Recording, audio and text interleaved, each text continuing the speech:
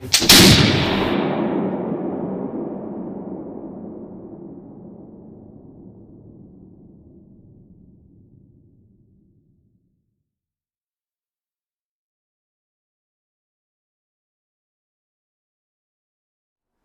guys, Joe Wolverton, Teacher of Liberty here. Going to talk to you again about Germania, Tacitus, Germania. Guys, watch these videos. I tried to make them short for you. Watch them. Think about how they apply to you, because remember, nothing we study in history matters at all unless it gives us examples to follow or things to avoid, right? Let's use these for that kind of thing. So Tacitus is great for that. And by the way, I'll put a link to the book in the show notes. Guys, it's like 30 pages and it's worth the time, okay? It really is. So let's do this second video.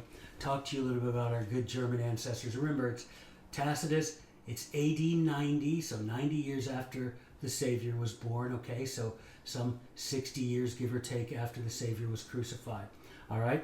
So this is Tacitus. In this series, I'll talk to you about Tacitus is like, as I talked to you before last time, they fought as families, they made sure they hung around people that encouraged them to be brave, they stayed away from other people's habits. Go back and watch that video, but this time Tacitus is like, okay, but as a people, like in their town and their habits, what do?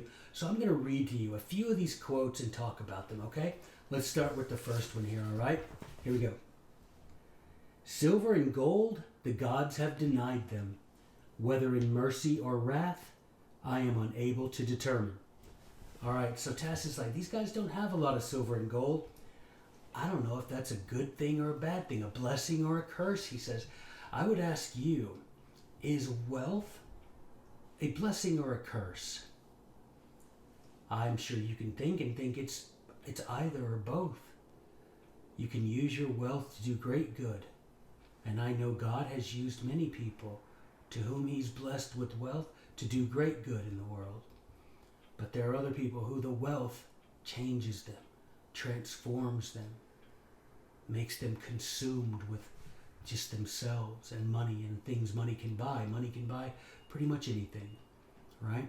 So Tacitus, the first thing he says, they don't have silver and gold. And Tacitus is like, looking at himself, looking at Rome, that may be a blessing, all right? Let's look at the second thing he says. You ready? All right. Vessels of silver are sometimes to be seen amongst them, but they are held in no higher esteem than vessels made of clay. That right there is one of my favorites, y'all. He says, yeah, you can find in these German villages sometimes vessels made of silver, but they don't treat the vessels made of silver any differently than they treat a vessel made of clay. Now, you can go a lot of ways with this, guys. I mean, if your interest is get to point A to point B, and you're limited to 70 miles an hour, what's the difference between a Camry and a Lamborghini? Not a lot. Now, I grew up in Germany. There's a big difference because I could go 140 in that Lamborghini. But around here, we can't do that. But people would rather have that Lamborghini. Why? Just because it makes people think you're wealthy. It's nice looking. The Germans be like, meh, I'll take the Camry. It'll get me where I need to go. That's all I'm worried about, right? It's a thing. It's a means to an end. So I look at it that way. Do you treat vessels of silver different than vessels of clay? Now, I also apply this in a way that came to me years ago when I read this. How do I treat people? How do I take what Tacitus said about treating vessels of silver and vessels of clay the same? How can I apply that to people? Do I act differently to people of silver versus people of clay? Or am I no respecter of persons? I recognize that everyone on this earth is a son or daughter of God, and I treat them the same. I don't treat people that are rich better than I treat people who are poor. And I don't treat people who are poor better than I treat people who are rich.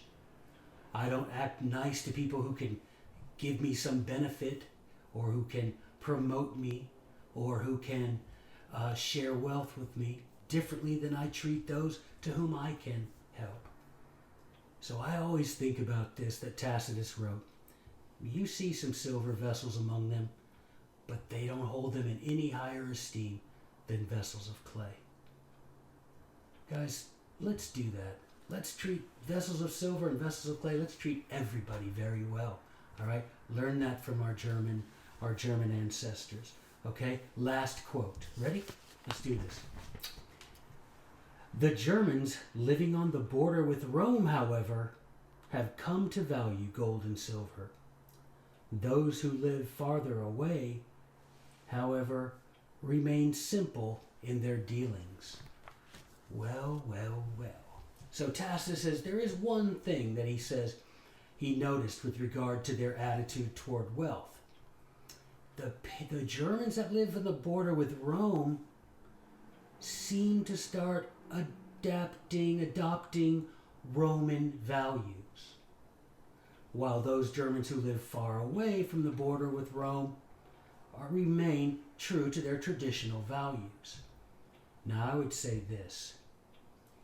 The more time you spend on the borders of the world, the more time you spend surrounding yourself with the thing that Rome values, the more time you spend on the borders of Rome, and you know what I mean, surrounded by the things that the world values, as opposed to the things that the Lord values, or that virtuous good people value.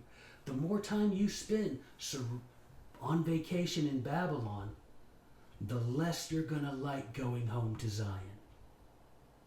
So remember what he said about these Germans. The Germans on the border of Rome pretty soon started acting like Romans, and they want that dollar bills, y'all. But the Germans on the interior, they remain true to their traditional values. So guys, think about that this week, okay? How much time are you spending on the borders of Rome versus how much time you're spending in the center of your values with people who value the things you value? All right? Have a good day, and we'll see you soon.